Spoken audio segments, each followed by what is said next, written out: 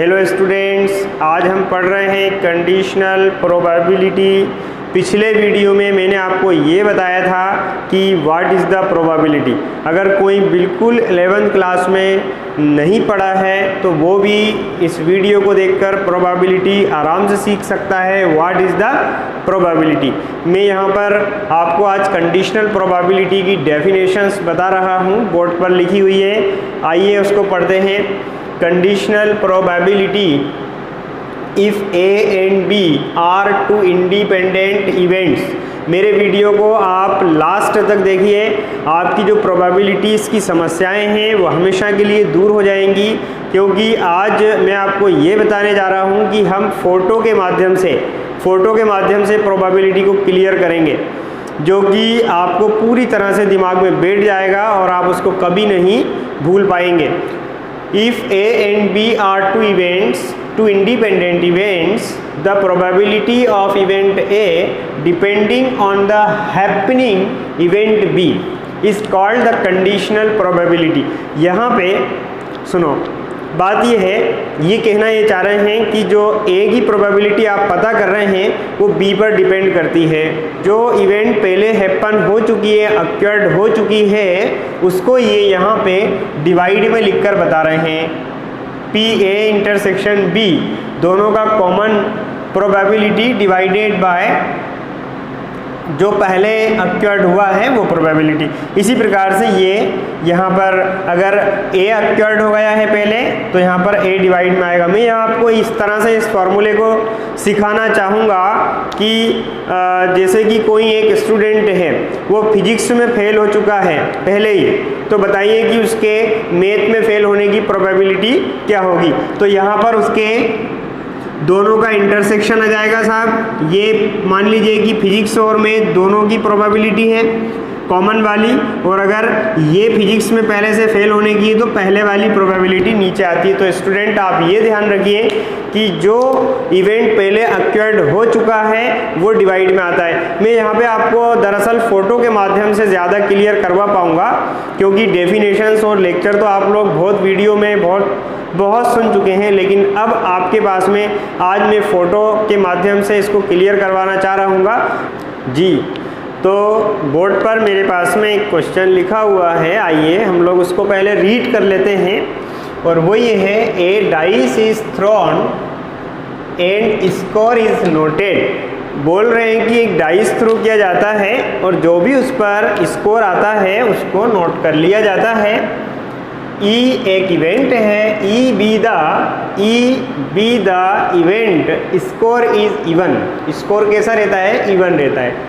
And given date, student यहाँ से याद रखिएगा गिवन डेट का मतलब है, अब ये आपसे कहना चाह रहे हैं कि हम पहले से आपको ये दे रहे हैं, मतलब पहले से हैपन हुआ इवेंट हम आपको ये दे रहे हैं कि and given that F is the event that score greater than 3। Score greater than 3 का इवेंट ये है। और स्टूडेंट्स जो ई है वो ई के बारे में क्या ख्याल है इनका? ई के बारे में ये बोलना चाह रहे हैं कि वो एकमात्र इवन नंबर है। मैं समझता हूँ कि ये दोनों बातें आपको अच्छे से पता हैं, क्योंकि ये दोनों क्वेश्चन से ही मैंने लिखी है। अब देखिए, जब डाइस थ्रो किया जाता है तो सभी को पता है कि क्या क्या आउटकम्स हो सकते हैं। आप सभी को पता है जब डाइस थ्रो किया जाता है तो डाइस पर 1 भी आता है। क्या साहब? 1। यहाँ डाइस पर 1 भी आता है, ठीक है साहब, 1 भी आ सकता है, 2 भी हो सकता है, 3 भी हो सकता है, 4 भी हो सकता है, 5 भी हो सकता है और 6 भी हो सकता है। मैंने अभी फ़ोटो नहीं बनाया है, अभी हम एक वे में चल रहे हैं जहाँ तक बात आपको समझ में आ रही है। जब आपको समझ में आना बंद हो जाएगी तो हम एक बहुत ब्यूटीफुल फ़ोटो यहाँ पे बना देंगे। इवन नंबर के लिए आप बता सकते हैं कि इवन नंबर इसमें 2, 4 एंड 6 है। ऑल राइट, ये 2, 4 एंड 6। एंड ग्रेटर देन 3 की अगर आप बात करते हैं बेटा, तो ग्रेटर देन 3 में मेरे पास में 4, 5, ऑल राइट, 4, 5 एंड 6 है। तो इस तरह से मैंने दोनों इवेंट यहाँ पर लिख दिए। हमें देखना क्या होता है कि यहाँ पर जो कॉमन इवेंट हैं ई और एफ में यानी कि बिल्कुल सेम है, उनको ज्वाइन कर लीजिए। और ये कॉमन इवेंट है, आप लोग देख रहे हैं मैंने ब्लू पेन से ऐसे ड्रॉ किया हुआ है, ये कॉमन इवेंट है। तो number of the common event E intersection F is that only कितने हैं 1 and 1 ओनली 2, यानी कि 4 and 6 बोथ आर कॉमन। अब देखिए इस वीडियो जो मेरा था उसमें मैंने आपको प्रोबेबिलिटी निकालना सिखाया हुआ था।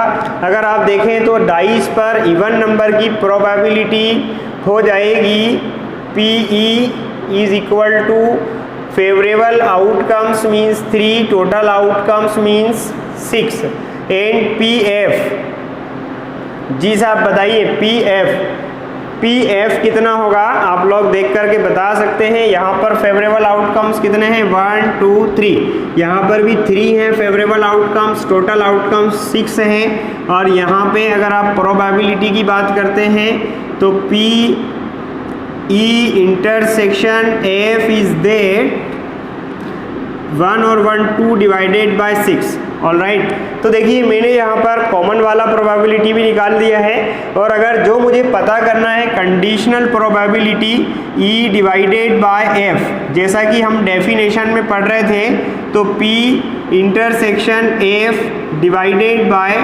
PF is equal to P intersection F की वैल्यू मेरे पास में है 2 डिवाइडेड बाय 6 एंड PF की वैल्यू है मेरे पास में 3/6। तो आंसर इज दैट 2/3। आपको ये बात जानकर आश्चर्य होगा कि मैं आपको ये पढ़ाना नहीं चाह रहा था। जो मैंने यहाँ क्वेश्चन कंप्लीटली सॉल्व किया है प्रोबेबिलिटी ऑफ इवेंट E, ये पढ़ाना मेरा उद्देश्य नहीं था। एक्चुअल में मैंने फ़ोटो की आपसे बात की है। आप तो अब हम इसका एक फ़ोटो बना रहे हैं। देखिएगा यहाँ पे मैंने एक बॉक्स बनाया हुआ है और दिखाई दे रहा है आप लोगों को जी। इसमें मैं यहाँ पे एक आउटकम्स E के लिए बना रहा हूँगा। ये आउटकम्स आपका E वाला है और E वाले में कौन कौन से आउटकम्स हैं 2 है 4 है 6 है। ये 2 ठीक है साहब 2 4 एंड 6। अब एक मैं B वाले के लिए बना रहा हूँगा, आप लोग ध्यान से देखिए, ये मैंने B वाले के लिए बना दिया है, यानी B सॉरी यहाँ पे मैं इसको F बोल रहा हूँ। F वाले में कौन कौन है 4 है 5 है 6 है। ठीक है साहब, तो F वाले में 4 है 5 है और 6 है। ठीक है, इतना सभी को मैं समझता हूँ कि पूरी तरह से क्लियर हो गया होगा। और अब आप लोग ये कहेंगे सर क्या इससे मात्र आंसर आ सकता है, तो देखिए आप बाखूबी देख सकते हैं। ये जो कॉमन वाला इवेंट है, कॉमन वाला जो इवेंट है इसको मैं रेड कर रहा हूँगा, ये रेड पोर्शन है कॉमन वाला, और ये ब्लैक यानी कि ये पूरा EF वाला पोर्शन जो है ना ये ब्लैक है। अब यहाँ पर आप देखें कि जो प्रोबेबिलिटी मैंने अभी 2/3 में आंसर लेके आया हूँ, मैं कितने आसानी से लेके आ सकता हूँ यहाँ पे अब मैं E को तो बिल्कुल अलग कर दूँ पूरी तरह से, है ना, लेकिन उसके कौन से 2 एलिमेंट जो 4 और 6 यानी F में जो हमारी प्रोबेबिलिटी है वो F में क्रिएट हो रही है, F पहले है। पर तो देखिए स्टूडेंट, इस डायग्राम के माध्यम से आप कंडीशनल प्रोबेबिलिटी को कितनी आसानी से पता कर सकते हैं।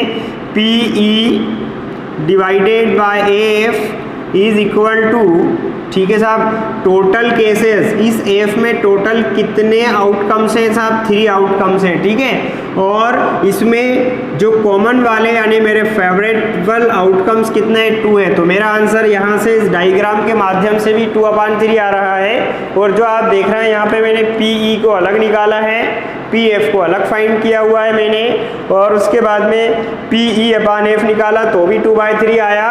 और मैथ विथ फोटो के साथ में मैंने इसको सॉल्व किया तो भी 2/3 आ रहा है। कॉइन इज टॉस ट्वाइस, एक कॉइन को 2 टाइम टॉस किया जाता है। तो डेफिनेटली सबको पता है जब आप 2 टाइम टॉस करेंगे तो उस पर हेड और टेल भी हो सकता है, टेल और हेड भी हो सकता है, हेड और हेड भी हो सकते हैं स्टूडेंट्स, और टेल भी हो सकते हैं। ये सभी को पता है कि जब किसी कॉइन को एक कॉइन को 2 टाइम टॉस किया जाता है तो ये आउटकम्स होते हैं।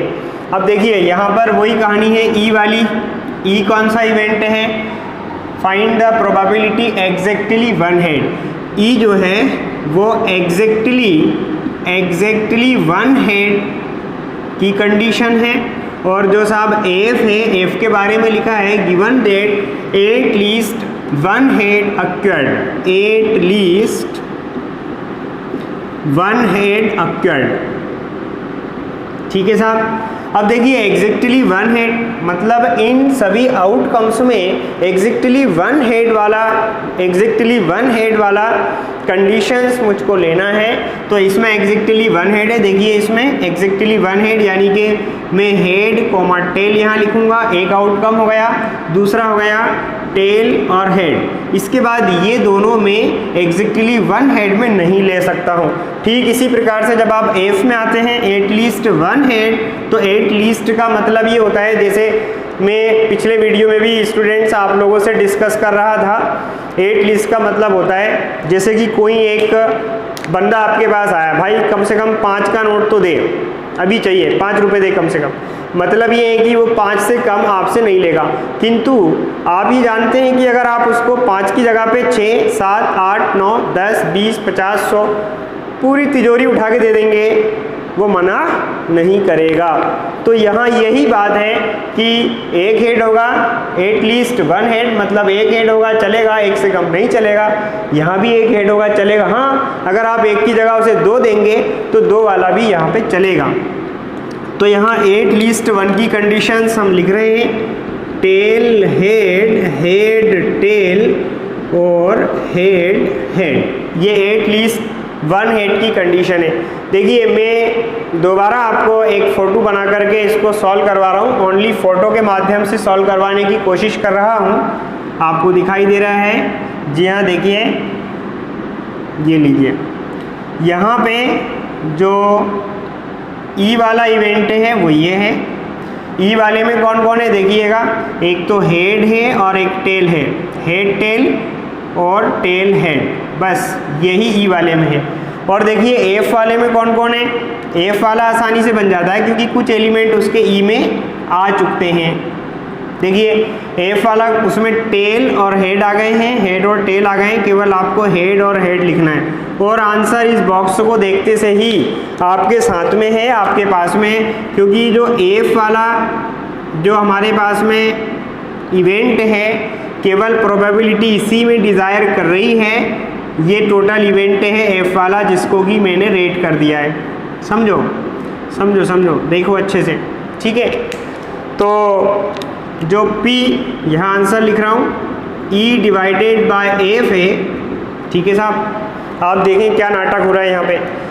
ये टोटल जो एफ है इसके लिए सैंपल स्पेस हो गया, टोटल सैंपल स्पेस कितने हैं साहब? 3 हैं, ठीक है। और जो यहाँ जो ये ब्लू और रेड वाले में लिखा हुआ है ये इसके लिए फेवरेबल आउटकम हो गया है। ये कितने हैं? हेड टेल एक हो गया और टेल हेड दूसरा हो गया। इस तरह से ये केवल 2 हैं, तो answer is that 2 divided by 3। आप इसको ये आपने फ़ोटो के माध्यम से किया, बिना फ़ोटो से करते, देखिए एक बार उस पर भी नज़र डाल लेते हैं। इसकी प्रोबेबिलिटी क्या होगी साहब? ई वाले की प्रोबेबिलिटी होगी, देखिए आप इधर ई वाले की प्रोबेबिलिटी होगी साहब 2 डिवाइडेड बाय 4, है ना, favourable outcomes divided by total outcomes.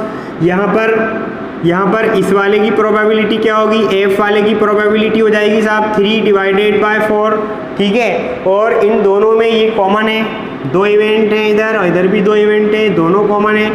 तो P इंटरसेक्शन यहाँ लिख रहा हूँगा, F की कहानी हो जाएगी 2 डिवाइडेड बाय 4, ठीक है साहब। और फार्मूला क्या कहता है? एक बार फार्मूले में वैल्यू पुट करके देखते हैं। यहाँ पर मैं फार्मूला लिख करके, फार्मूला ये है, मैं यहाँ फार्मूले में आपको वैल्यू पुट करके दिखा रहा हूँ। फार्मूला ये कहता है PE/F is equal to P E intersection F and divided by P F.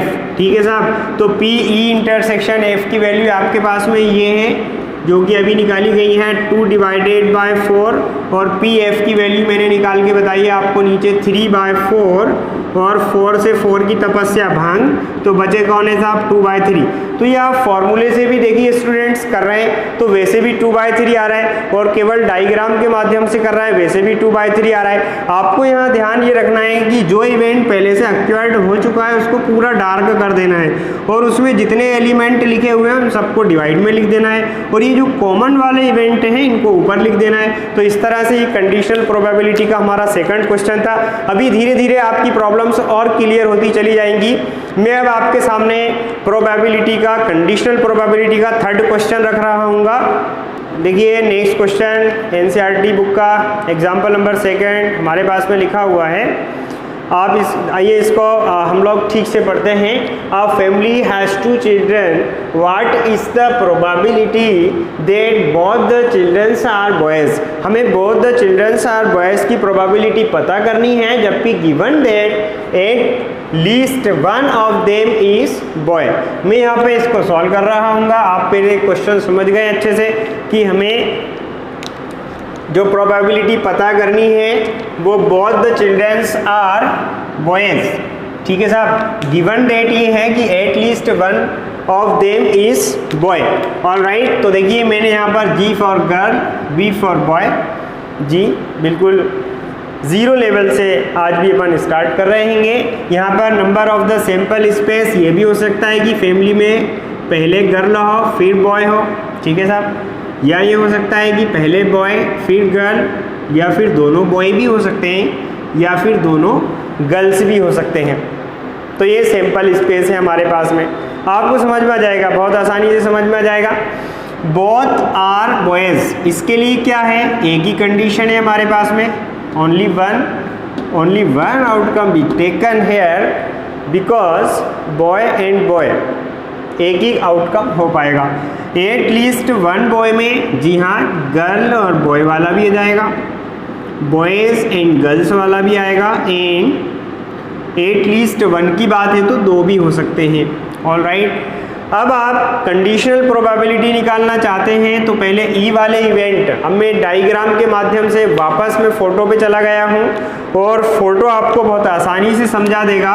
ये इवेंट ई है, ये इवेंट एफ है। ई वाले इवेंट में मुझको केवल और केवल थोड़े सी देर के लिए ये मैं मिटा दूँ आपके सामने से, बी और बी यानी बॉयज़ एंड बॉयज़ लिखना है। एफ वाले इवेंट में आइए तो बॉयज़ एंड बॉयज़ दोबारा लिखना था, इसलिए मैंने एक ही बार उसको लिखा रहने दिया।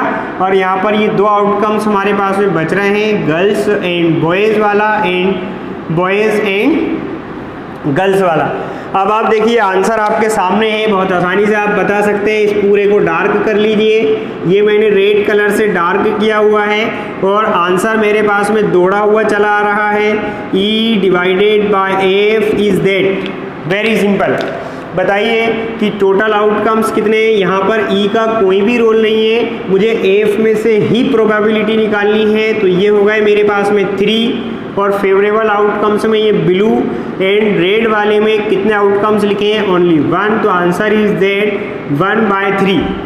देखिए इसको मैंने डायग्राम के माध्यम से कर दिया। अगर आप यहाँ प्रोबेबिलिटी निकालते ई वाले की तो वो आती 1/4, फिर आप निकालते एफ वाले की प्रोबेबिलिटी, ऑलराइट, ये वाले की प्रोबेबिलिटी आती 3/4, फिर आप इनकी कॉमन का प्रोबेबिलिटी निकालते, कॉमन वाले का प्रोबेबिलिटी, कॉमन में ओनली 1 ही इवेंट है इसमें, तो 1/4 आता आपके पास में। फॉर्मूले में आप वैल्यू पुट करते साहब, फॉर्मूला क्या होता, P E divided by F is equal to P intersection F, यानी कि intersection F 1/4 is divided by P F की वैल्यू है 3/4, 4 एंड 4 बोथ आर कैंसिल, तो आंसर आपको क्या मिलता है साहब 1/3। तो इस तरह आपने देखा आज हमने कंडीशनल प्रोबेबिलिटी को पूरी तरह से उड़ा दिया है। अब आप केवल क्वेश्चन देखेंगे और आंसर बताएंगे। चलिए एक क्वेश्चन और सॉल्व करते हैं।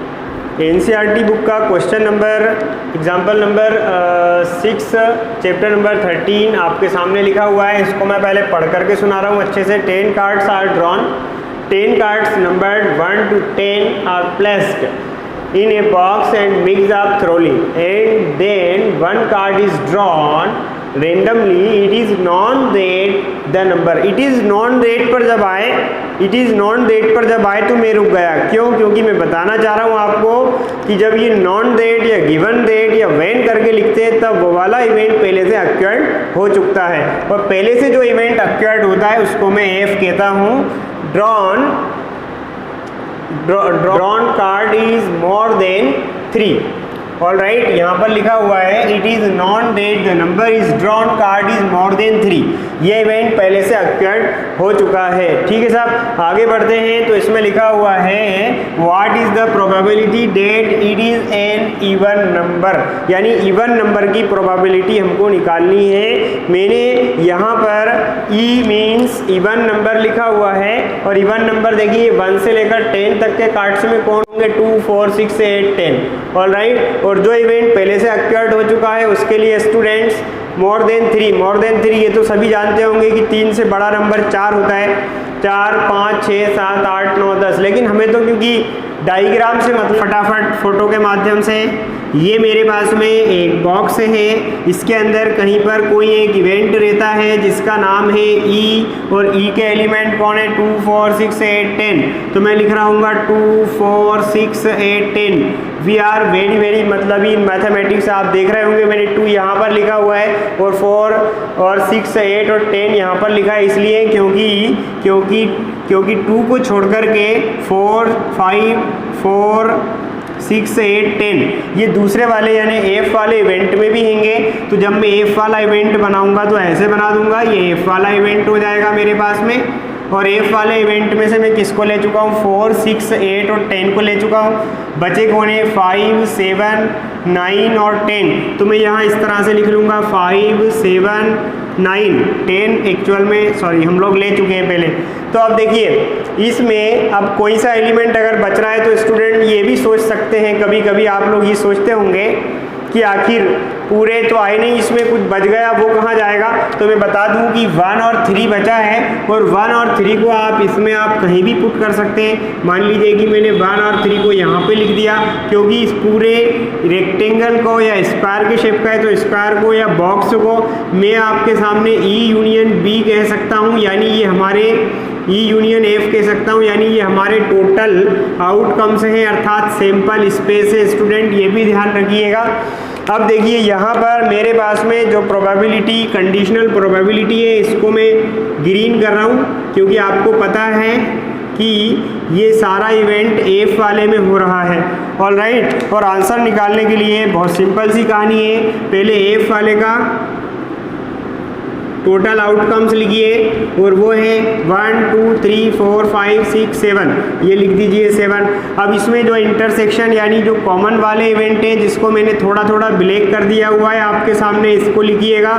तो ये है 4, 1, 2, 3, 4। तो दिस इज आंसर 4/7। आइए इसको मैनुअली भी करते हैं हम।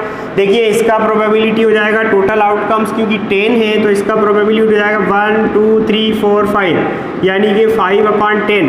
ठीक इसी तरह इसका प्रोबेबिलिटी आप निकालते हैं तो 1, 2, 3, 4, 5, 6, 7, 7 डिवाइडेड बाय 10। जी साहब, इनका कॉमन वाला प्रोबेबिलिटी कौन बताएगा? कॉमन वाले में कौन कौन आ गए थे? 4,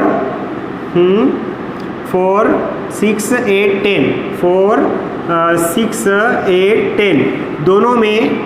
ठीक है साहब, 4, 6, 8 और ये 10, ये कॉमन वाले इवेंट 4 थे, और टोटल इवेंट हमारे पास में टोटल आउटकम्स हमारे पास में 10 थे, तो ये 4/10 हो गए।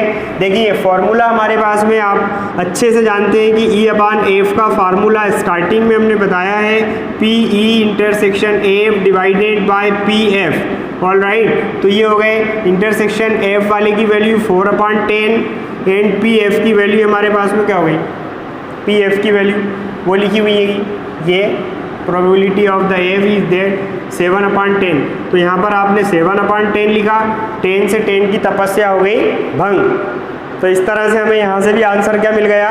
4/7। तो इस तरह से ये कंडीशनल प्रोबेबिलिटी आज हमने पूरी सॉल्व की है। स्टूडेंट्स, अगर आपको इसमें कोई प्रॉब्लम है तो आप कमेंट्स बॉक्स में जाकर के लिख सकते हैं जो भी आपकी प्रॉब्लम्स है। और आपको बता दें कि हमारे वीडियो आपको रोज़ाना मिलेंगे प्रोबेबिलिटी से रिलेटेड। हम NCERT बुक के पूरे क्वेश्चन जो प्रोबेबिलिटी के हैं विद एग्जाम्पल सॉल्व करवाएंगे। All right, thank you.